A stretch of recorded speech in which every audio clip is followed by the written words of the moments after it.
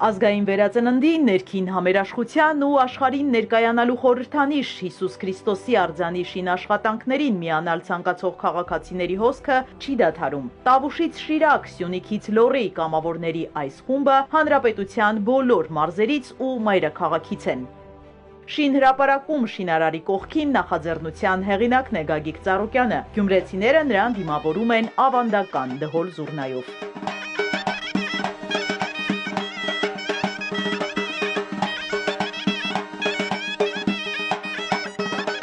Քաղաքացիները եկել են մասնակցելու այս պատմական իրադարձությանն ու իրենց խորհրդանշական ներդրումն ունենալու այս գրանդիոզ նախագծին։ Գագիկ Ծառուկյանն ավելի վաղ հանձնարարել էր մեխանիզմներ մշակել, որպեսզի յուրաքանչյուր հայ աշխարհի ցանկացած ծայրից երկրին բարին կամեցող ցանկացած մարդ կարողանա մի ծառ տնկել, մի դույլ հող բերել, մի քար դնել հատիս լեռան գագաթին։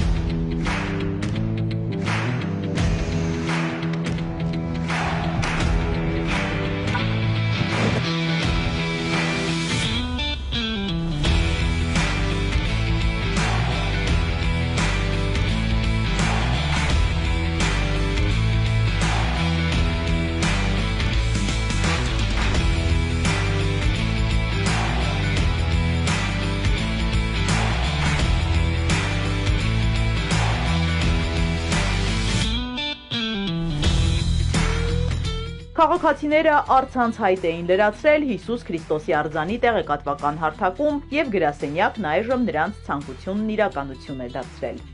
Մենք ճիշտ գործ ենք բռնել, ճիշտ ծրագիր է, դա մեր ազգի, մեր երկրի, մեր ժողովրդի համար հոսքը ամեն օր գալիս են, հիմա կարակ իջնենք ներքև մարդիկ կան, որ ինքնակամ գալիս են, մի օր, կեսօր աշխատում են, աղոթքը շուրթերին, իրենց նպատակ ցանկությունը մտներին բարձրանալով այդ աշխատանքները կատարում են, դա թող իրականություն դառնա, փոխանցվի սերնդեսերուն, դա պահեն պահպանեն։ Սա պետք է ազգովի կառուցվի։ Կան քննադատողներ, ես այնց ոչ մի բան չեմ ասում, նորմալ է։ Իրենց էլ եմ հրավիրում, թող իրենք էլ գան։ Իրենք ես ասեմ, դա կհասկանան տարիների ընթացքում, տեսնելով հզորությունը, ճանաչումը,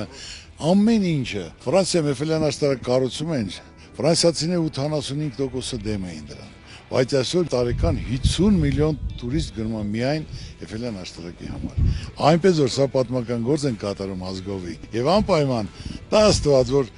50 միլիոն էլ Հայաստանում տուրիստ գա, տեսնի, ազգին ճանաչի, ինչ քաղցր, հյուրասեր ժողովուրդ են, թող աստված պահպան լինի, մեզ, մեր երկրին, մեր ժողովրդին։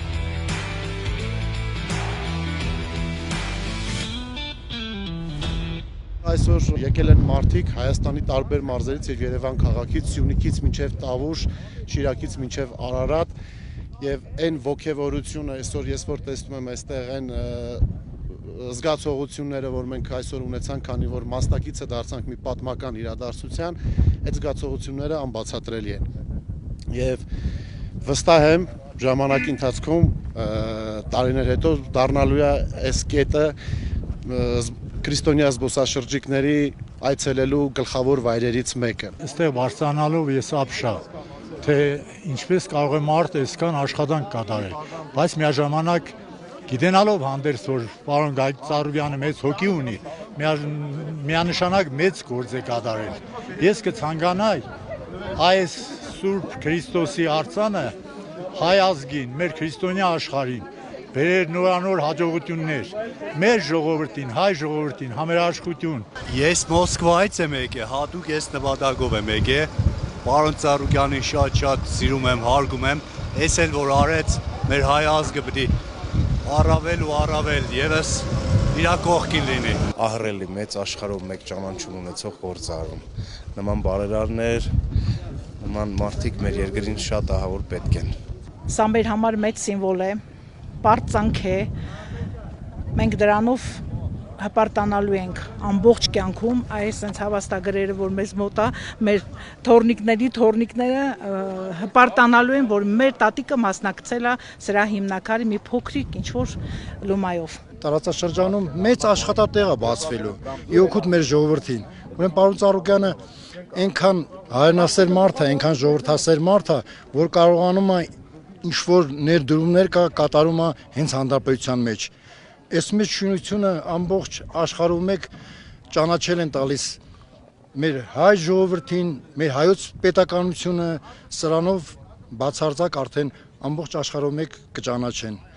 Շինհրապարակում նաև հայրենական մեծ պատերազմի 80-ամյակին նվիրված հաղթանակի ժամանակը հաղորդաշարի ստեղծագործական խումբն է։ Հեռուստանախագիծը ներկայացնում էր համաշխարհային պատերազմի վավերագրությունը, հաղթանակ կերտած վետերանների կյանքն ու հայորդիների սխրագործությունները։ Համաշխարհային պատմությունը ճշգրիտ ու նոր դիտանկյունից ներկայացրած այս նախագծի հեղինակները հատիսի բարձունքում մասնակիցն են դառնում նոր պատմական իրադարձության, որը կերտվում է մեր օրերում։ Հաղթանակի ժամանակը հաղորդումը ամփոփում էր իր մեջ անցյալի հաղթանակների վերհուշը եւ այսօր մենք ականատես ենք դառնում մի գործընթացի, որը մեր ներկայի ու ապագայի հաղթանակներն է խորհրդանշելու, դառնալու է ազգային համերաշխության, ներքին պառակտման հաղթահարման խորհրդանիշ։ Մենք հուսով ենք, որ այս առաքելությունը հիրավի ծառայելու է իր նպատակին։ Ես ինքս Արցախից եմ, Ստեփանակերտից եմ ու արդեն 2 տարի ես փնտրում եմ այդ խաղաղությունը։ Ուզում եմ գտնել, անկեղծ ուզում եմ գտնել։ Ու ես զգացի, որ հենց այստեղ ես գտա։ Հենց այստեղ գտա այն ակունքները, որտեղ ուզում եմ վերադառնամ,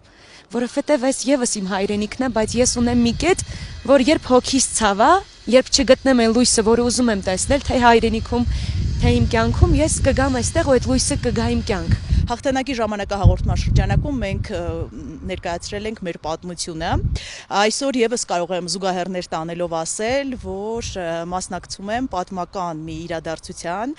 քանի որ ինչպես գիտենք, Հայաստանում տեղադրվում է Հիսուս Քրիստոսի աշխարհում ամենաբարձր արձանը, շատ տպավորված եմ, մեծ հետաքրքրությամբ եւ ոգևորությամբ եմ մասնակցում այսպես շինարարական աշխատանքներին խորհրդանշական,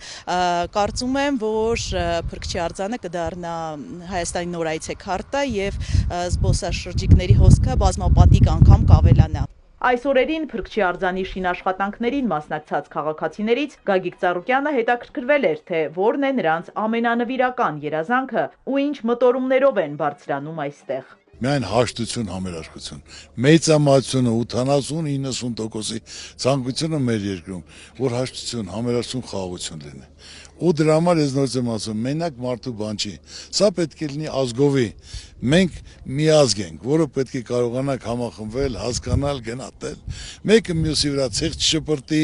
ոնց որ այսօր դա սովորույթ է դարձել, այլ ինչ կարաս արա քո ազգի համար, քո երկրի, քո ժողովրդի, քո տարածքի համար։ Ու բոլորն էլ կգնահատեն դա կհասկանան։ Լսածի մասին տեսնելուց հետո Հայաստանի ամենամոտ ու հեռավոր անկյուններից հատիսի գագաթ հասած քաղաքացիները հեռանում են լավատեսությամբ, մեծ հույսով, որ Ծառուկյան ընտանիքի այս նախաձեռնությունը կմիավորի աշխարհասփյուռ հայերին ու մեր երկիրն ավելի ճանաչելի կդարձնի ամբողջ աշխարհում։